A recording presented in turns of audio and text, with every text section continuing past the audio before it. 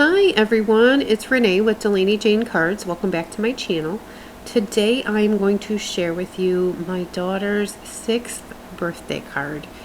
I am using a ton of stamp sets. I have one from Crafti Potential, one from Fiskars, one from Pinkfresh, one from Pink and Maine, one from Clearly Besotted, one from My Favorite Things, and one from Simon Says Stamp. I will list them below. I'm not sure that I will find links for them, but I will list them. I am also using this ink by Pinkfresh Studios. I will, I don't know if I can link it, but see, I will link an Instagram related to this ink. A friend of mine purchased it for me. Her name is Maria, and I will link her Instagram. She's also a paper crafter, so if you find anything I think like scrapbook related, she makes cards and stuff too, but I will link her so that you can see exactly where I got this ink from and how generous she was. This card is complex like my daughter. That's why I used so many stamp sets. Just one stamp set wasn't good enough to describe, or I guess represent, Adalaide. She is number 8 of 8 kids, so I don't know if you've been around a while. You might remember that when she turned 1, the world shut down, and I had kind of an online card birthday party for her. Lots and lots of people from the card making community sent her birthday cards because it was just kind of unheard of what we were doing, trying to celebrate with, everything closed, and the 2019, 2020, the thing that happened where the world shut down. So I just thought it would be really sweet to share this card, especially since we did have kind of like a card drive for her first birthday. And this is a Copic colored card, and if you watched my last video, you know that I haven't really colored a lot of things or lately with my Copics, so we're gonna go ahead and give this one a good solid shot. And I am layering these things. I will say that I used lots of different kinds of masking paper, and of the ones I used, I do have a hands down favorite. Hands down, my favorite would be Gina K's Masking Magic. Lots of other things that I used ended up tearing my paper. You'll see that in a little bit. But what I did is I started with the thing that was up front the most, which is this kitty cat. And my daughter, she's had cats her whole life. But about 3 years ago now, maybe about 3 years ago, she just woke up one day and noticed that we had cats. Up until then, I don't think she knew that we had them. And now she thinks her sole mission in life is to take care of her cat, which is fine. So I put the little cat first, and I put masking paper over it, and then I stamped the little superhero girl and put masking paper over her, and then did the 3 houses and put masking paper on them, and then the row of houses and masking paper on that, and then some more like dwellings but bigger buildings, and just so on and so forth, all the way back to these buildings that are way in the back. These like kind of, I guess, outer spacey looking ones that are back here that I'm working with right now, I actually stamped on the wrong side of the masking paper, so it just wasn't the good masking paper. And I did throw this masking paper away after it tore my paper quite a bit. And then I'm back to the city stamp that I got out of that My Favorite Things with the superhero. I'm using that, but stamping that in gray ink way in the back. It's just supposed to be background buildings and, way in the back of the city. And this is going to look like an absolute hot mess because everything is like stamped on top of each other. And you know what? I will tell you a little bit of a secret. When I was deciding what stamps to use, I just actually stamped them all down without masking them on a panel that's kind of the same size as this, just to get an idea. Even though it looks terribly messy, it gave me a really good idea of like depth and what buildings were kind of what size and where they needed to be. And I knew these blacked out buildings needed to be way far in the distance because you wouldn't really see too much of the buildings. So that is what I did there. And then I do use 2 stencils to create the sky. This is by A Colorful Life Design, and it is a cloud edge stencil, and I love it. You can turn it any which way, and I just wanted like a pink and purple, like, and it really just turns out to be more pink, but kind of a pinky sky. She's into pink and purple, and it's her card. But so those blacked out masking, the buildings in the back that I stamped in gray, they're stamped on some very junky masking paper, and the ink sits on top, and when I went to blend between these 2 buildings, it smeared my black ink, and I was beside myself because this is a lot of work. I had stamped and masked and cut all the masks, and all the brain power that goes into like layering this stuff, which I still did wrong. I'll show you something that I did wrong later on, and I was able to fix it. But so here I'm like unmasking the image with some tweezers, and look how dirty my fingers are getting. They're just covered in black ink, and you would think that I just ran my fingers through an ink pad by the time we're done here, and it's just all of that residual ink that is stuck on top of the masks. But you can see like the little picture coming to life as I unmask everything, and see how the kitty was in the front, and here comes his mask off, and you see nothing is stamped over him, so you can kind of get an idea of my scene. And now I'm using a white eraser to try to get all the sticky bits off of my paper. I should have really went and washed my hands.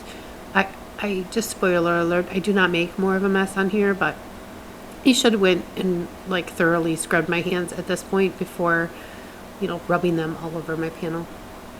And I do use that white eraser and like erase in that smudge of a black spot, and you can see that it's kind of almost gone. This is where it tore my paper. I was frustrated, but I knew I had this Copic multi-liner, and this is like a 0.3, and I just went through and cleaned up the lines the best I could. This is for a 6-year-old. It doesn't have to be perfect. Here's where I should have stamped that building before I stamped the sun and or moon. At this point, I wasn't sure if this was going to be a day scene or a night scene, so I had no concept of what color that round circle in the sky was going to be. And then for the buildings in the back, I do have those light gray buildings way in the back, and I wanted the city part of the scene to kind of disappear but add interest, so I'm using several colors of gray to just go ahead and fill these in. There is no shading to these at all. I am just filling in the buildings around the windows so that we still have windows, and using several gray colors just so everything kind of blends into the background. Some darker, some lighter. I did try to put the caps on the screen of the markers that I was using, but I am not going to put them on the screen like as a note on the screen, because it's just grays. Just use whatever grays your little heart desires in whatever kind of markers your heart desires. I use Copics, but use whatever you really like.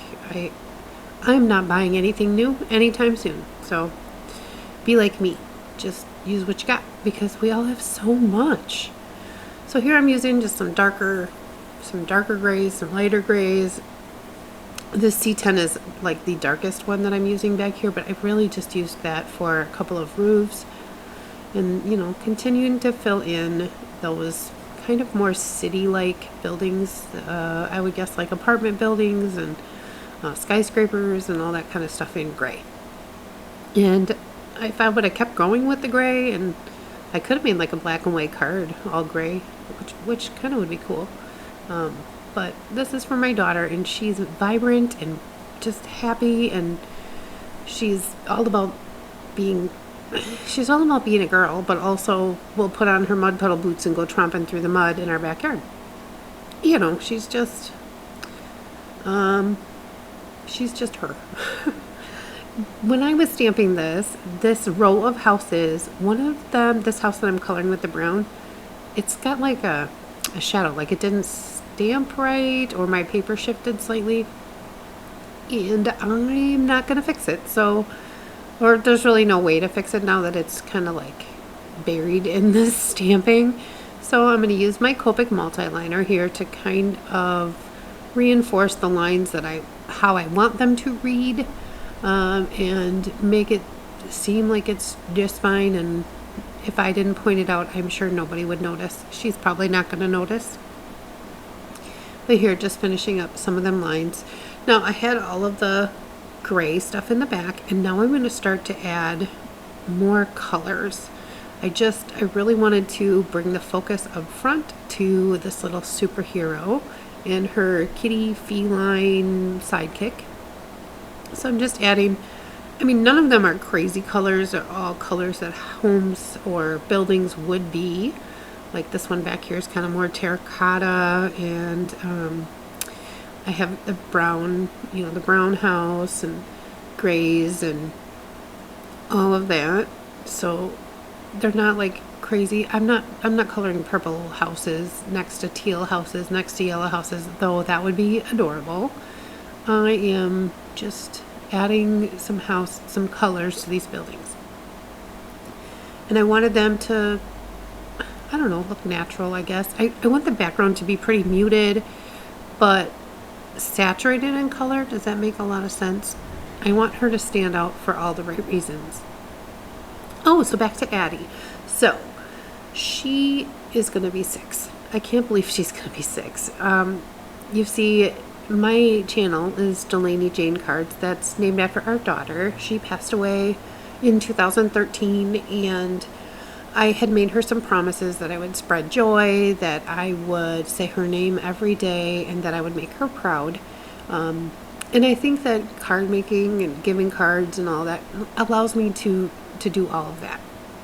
But losing a child makes you incredible, or at least made me incredibly nervous, especially when it came to having another baby girl. When I was pregnant with her, we didn't even tell anybody. Well, not anybody. My boss knew, my best friend at the time knew, and all of our big kids knew. But we did not share with the world. We didn't share with anybody else that I was pregnant with her. And when I did end up having her, it was so much emotion. It was like a relief, but also not. It was a lot of emotion having a baby girl, and for at least the first year of her life, I had a hard time believing that she was real and that she came home with us, unlike her sister, who stayed in the hospital her entire life and never did get to come home. So behind Adalaide, there is a lot of emotions that's more than just having a daughter or raising a child. And she doesn't replace our daughter that passed away, but I think we get the experience of raising a daughter. I get the experience of raising a daughter from birth that I would have missed out on had we not had Addie. And she's quite the character. Her brothers, as you may know, are both special needs, and I think she was gifted to us so that they would have somebody to ground them later on in life and keep tabs on them and remind them when they're being dumb, because boys are dumb sometimes. So I think she was a gift, and I still, even when she's being what I would say is terrible, I think she's a gift. And I think that the things about her that drive me absolutely nuts now are the things that I'm going to be most proudest of as she grows. Her ability to take no crap, her stubbornness, her willingness to speak up for herself, and her ability to be unapologetically herself at all times, no matter what. Those are things that I just admire about her, and later on when she's a grown woman, it's going to be wonderful to look at her and see, you know, those aspects of her personality really challenge other people, but also help her cement herself in her adulthood. I think it's going to be great. I often remind myself that these are the things I will be proudest of her for when she's grown. When I was coloring this grass, I wanted the green up front, you know, because that's kind of where my scene is really up front. But I wanted some texture. And here I had, in my masking magic, must have created my own like stencil or mask at one point. So I just pulled this out and just added a little bit of texture by running the nib of my marker over the edge of this, and it just added like little tufts of grass just to make it look a little more like grass. And then I finally decided what colors I was going to use on these front houses here. So I told you that Addie's first birthday was, you know, when the world shut down and everybody sent her stuff. Her second birthday was when I got to meet my best friend for the very first time. Her and her husband flew to stay with us and see us. They stayed with us for 2 weeks, and it was during her second birthday, so she got to bond with all three of my young kids, and she's still my best friend today. You can go back probably and find her Rise and Procrastinate on YouTube and Instagram. So then we had 3, 4, and 5, and after Addie turned 5, we moved. We moved to Florida, which is where we live now. We were living in Wisconsin, so we made a giant move after her 5th birthday. She is nearly done with kindergarten. We are approaching her graduation. I just got her cap and gown in the other day. And she is ready. She is ready to turn 6. She is ready to be a big kid and out of the toddler years, as she calls them, because she is currently still 5, and that is toddler years in her brain. So she is very excited to turn 6. And she's so much. She's so much. She is so special. I think, like I said, she was gifted to us so she can keep track of her brothers, or brothers, as she calls them, later on in life. And they definitely listen to her. They've learned a lot of things about how to be protective and proactive and how to care for somebody else. Addie was the first person that Cooper ever realized needed help. Cooper was nearly 4 when Addie was born, and he had already, you know, Riker was already born, and they're just under 2 years apart. And then Addie came quickly. All in all, they're about 20 months apart. But anyway, up until that point, Cooper did not realize that other people even really existed, or that had needs or wants or anything. His world just revolved around what he needed, and, you know, we didn't know that he was special needs then, and now we do, but he didn't really understand the concept of other people needing things. And when she was born, he realized that he could protect her, and she needed stuff, and he was willing to get bottles and diapers and anything she needed. He just realized that she was also a person, and they have an incredible bond, those two. In fact, she actually broke Cooper's nose several years ago, and Cooper did not hit her back. He was just mad. His blood was outside his body. Yeah, that's the kind of relationship they have. So after I got all my houses colored, I took this very light blue and I'm filling in all the windows. I, at this point, decided this is going to be a day scene, and, you know, the windows are reflective, so I added this little bit of blue in the parts that would just be glass. So like in the front, I did not put the blue over the curtains and stuff like that, and I guess everybody on the whole street picked the same curtains because that's what I did. And then I had decided this is going to be a sun, but I didn't want to bring yellow I just had, I would say minimal markers, but in reality I had a giant pile of markers on my desk. So I colored that sun with the same like terracotta oranges and stuff that I used for those couple of buildings. And then I did slow this coloring down. This is just 2 times. It's pretty accurate to how fast I color.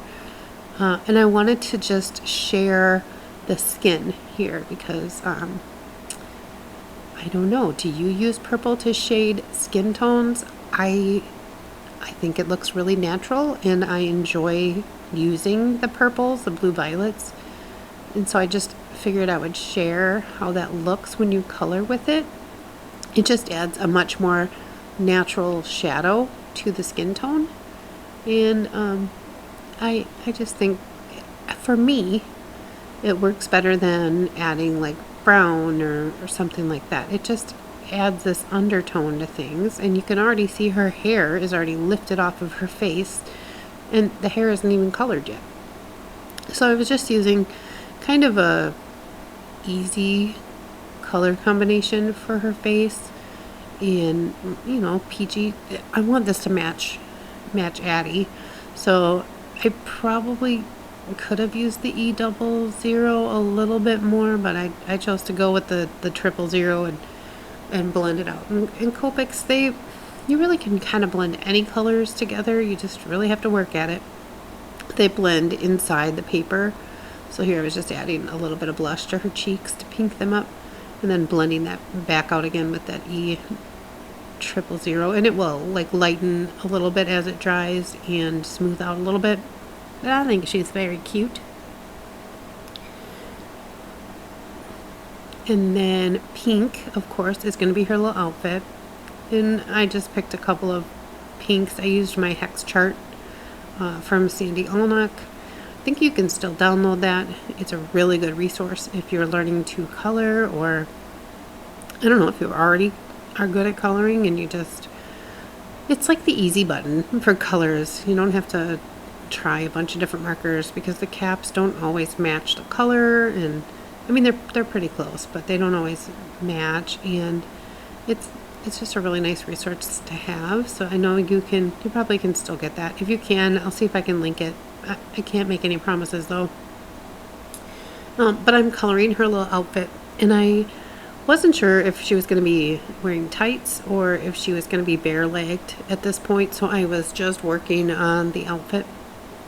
Now, I did just have to take Addie shopping for clothes. I had hoped to make it to her birthday so she could get some new clothes for her birthday, but this little girl has outgrown everything she owns. When I took her to the store, she actually had mismatched clothing on because nothing fits. Nothing fits. I don't know if it's the Florida air or the Florida water or the Florida sunshine or what it is, but this little girl has grown so much since we've been here. Her brothers too, but she has definitely had a giant growth spurt. She is taller than everyone in her class. When I ordered her little cap and gown for kindergarten graduation, she is actually too tall for the tallest kindergarten graduation cape and gown, or cap and gown. I mean, it'll be okay because it just means that it'll be a little, she'll have more legs showing. It's fine. But I was really shocked to see how big she was. She's like the size of an 8-9-year-old, and she's just barely gonna be 6. So yeah, she doesn't have a pink outfit like this, but I have a feeling she's going to request one. And I thought, since the little girl is wearing pink, that I would put the pink mask on the cat. Now, her kitty that she has claimed is named Pepper. She is the sweetest kitty ever. I don't even really know how old she is. She was given to us by a friend. They really didn't know how old she was, but she has become Addie's little bestie. If Adelaide does not have that cat is looking for Adelaide. And then, you know, she gets over it pretty quick. Like, hey, I would like to get away from you. And then Addie has to work on, you know, letting the cat be a cat. But it's fine. Everything's fine. Nothing to see here. The cat still loves her dearly. So this little kitty is Pepper. Pepper is Addie's bestie, and I don't know, I'm okay with that. So here I was just coloring the kitty. I did pick up some warm grays for the cat because it's an animal. And here it looks really, really dark. Later on I'll lighten it up a little bit and I'll show you how to do that with a lighter marker. And Addie has like blondish, kind of, not strawberry blonde, but there is a little bit of like red into her hair, but she's not a strawberry blonde. My one son is, he's definitely got strawberry blonde hair. Addie does not, but she has blonde hair. And I thought, well, let's see if we can color some hair. Now, I have not colored in a very long time. So my markers are, I don't know, they need some maintenance, my markers. So I had to kind of pick and choose what markers had ink. I think I was visited by the Copic cap monster. I think there's some cracks in my caps maybe on some of my markers, because some of them are pretty dry. This Y38, if you've seen, I had to take both caps off before because the ink started to like run out onto my page, and I had all this colored so far and I was not about to let it get screwed up by a marker blooping on things. So I took the other cap off and it allowed the ink to not do that. Now, Addie has a blanket. She got it from one of my aunts. She quilted it. And this little girl carries that blanket everywhere. I know, when they're 6, they probably shouldn't carry around a blankie, but she does. It's fine, whatever. So I thought I would paper piece this cape on both the little girl and the cat, because Addie has been known to wear her blanket like a cape. So I won't show you everything here, but I am going to show you how I fussy cut this stuff out. You see, I'm holding my scissors and I am turning the paper. I did this on both the little girl and the cat to get the piece, you know, that I wanted to keep out. And then I took a dark water-based marker and went around the edges. This is actually a brown marker, but it doesn't really matter as long as it's dark. And it just covers the edges of the paper so that it doesn't have that white like edge from the side. And here I'm just adding some adhesive with my precision tip glue, and I added it down to the page, and now I am just adding little tiny bits to those kind of really teeny tiny pieces, so I make sure that like all of the little edges stick down, and I'm just fitting this in. And I went ahead and did that for all of the pieces of the cape on the little girl and on the kitty, including his little bow tie, or her little bow tie, because we know it's a girl cat.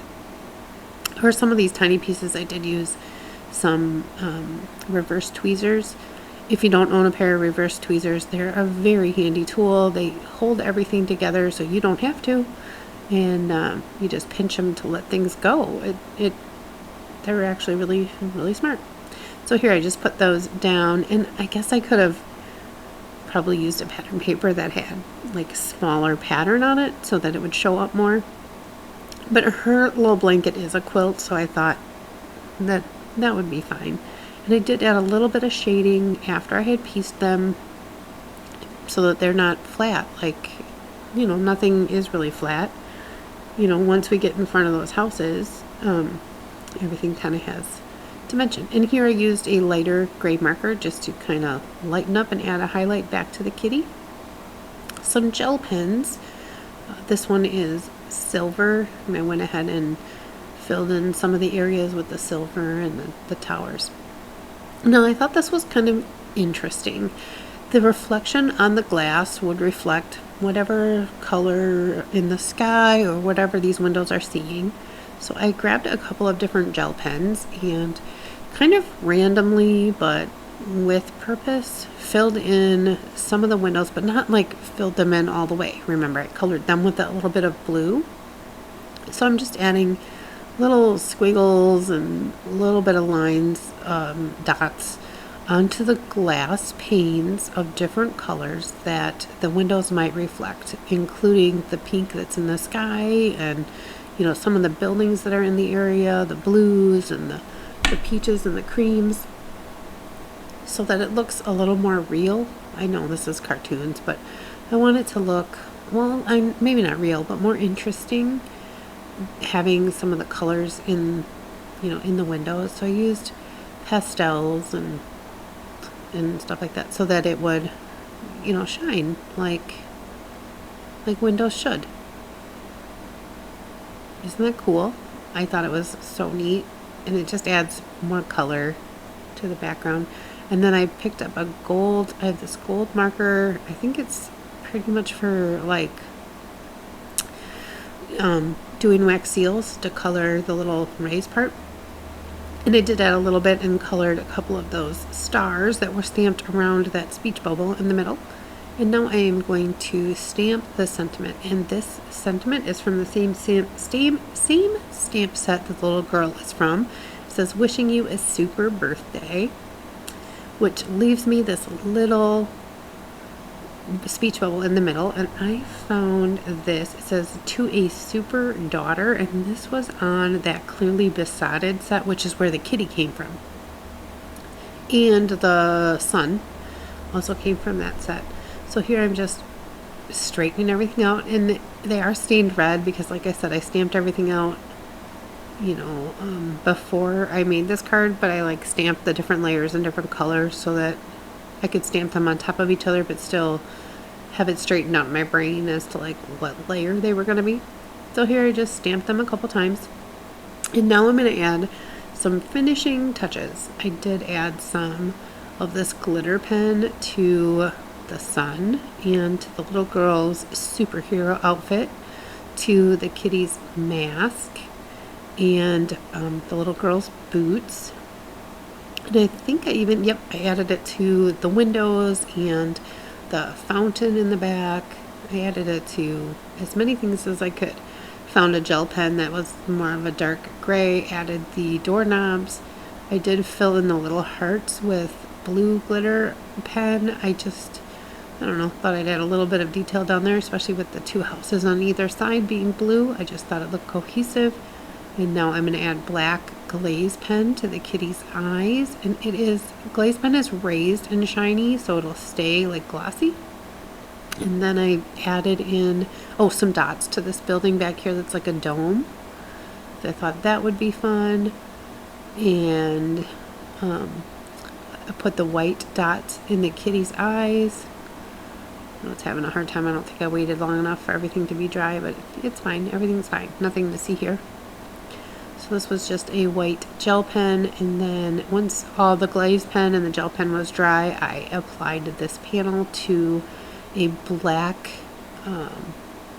layer. And this is a 5x7 card, so that black layer is 5x7.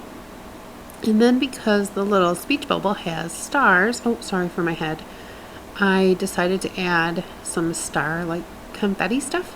So I went through my stash and found a bunch of different sequin mixes that had different stars, and I pulled some out from each kind. They're different. There's white and iridescent, and some have holes in them, and some are gold, and all sorts of different stuff. But I just thought, well, it would be fun and cute, and it adds just a totally another layer to this card, but it's also super flat.